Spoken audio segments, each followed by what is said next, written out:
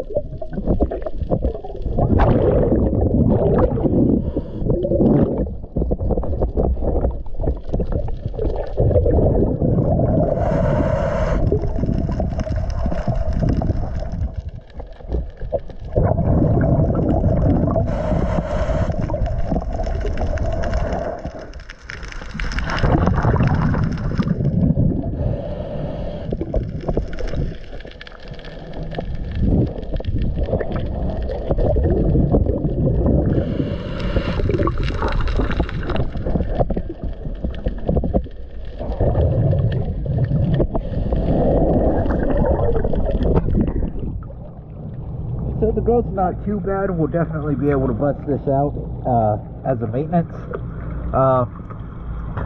The current is pretty bad though. It doesn't look like we have a 3-piece collar zinc, but I'm going to go ahead and clean it all up and get a update of what zincs we do have, and then I'll get a waterline video and an after video.